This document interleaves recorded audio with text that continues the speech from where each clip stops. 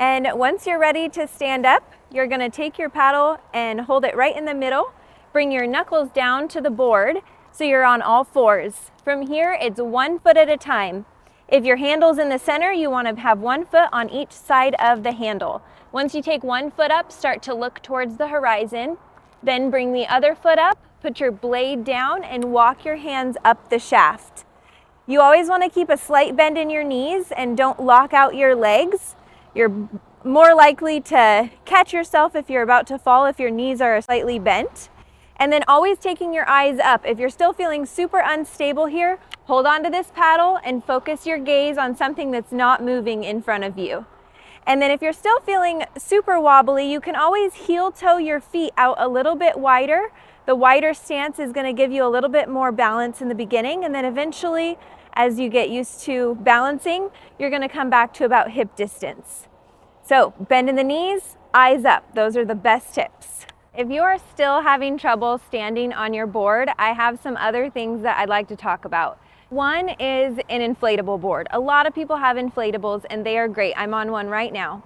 However, a lot of the times when we first start out, if you don't know any better, you may not have your board inflated all the way, and that may be causing you issues in getting to a standing position and feeling stable. So if you have an inflatable board, make sure that it's inflated all the way to whatever PSI it should be at. And it should say on your board at the back on the valve or somewhere in your user manual, but typically it's at least 15 PSI, and that's pounds of pressure.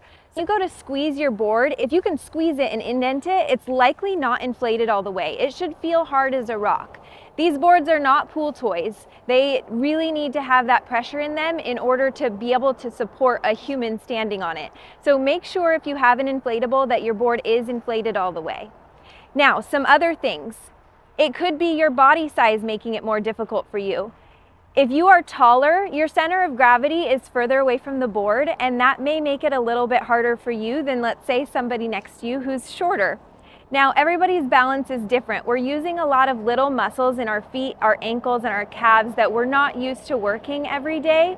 And so if you're not used to balancing, maybe doing yoga or other forms of exercise that require some balance, then it may be a little bit more difficult for you, and that's okay. And so don't compare yourself to someone else who's still brand new, because their body is different, their height is different, and all of those things. If you still have issues, your board's inflated all the way, you've been working on your balance, you've practiced standing on land before you come out onto the board, then it could be that your board is the wrong size for you.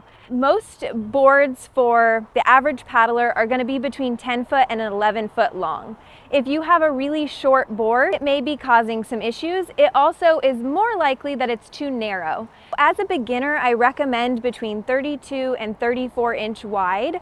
Even wider than that is going to be more stable, but that's pretty average for a paddleboard for a beginner.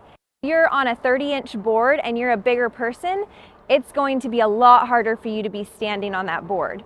So make sure that you have the right board size for your body, and hopefully we will get you standing. Once you've been standing and you've been paddling and you're ready to get back down, we're just going to do the opposite. So we're going to grab the paddle again across the middle like we did when we started standing, and we're going to start to bend the knees. Instead of looking at the horizon, we're going to look down.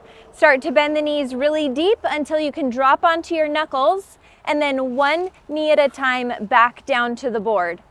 And that is how you get back down. Now, if you're like, that was great for me and I'm ready to take a seat, the best way to take a seat is to hold on to the rails of the board, swing the legs off to one side, and then walk your hands back until you can fall back onto your butt. And then you can bring your legs around if you'd like. And that's it.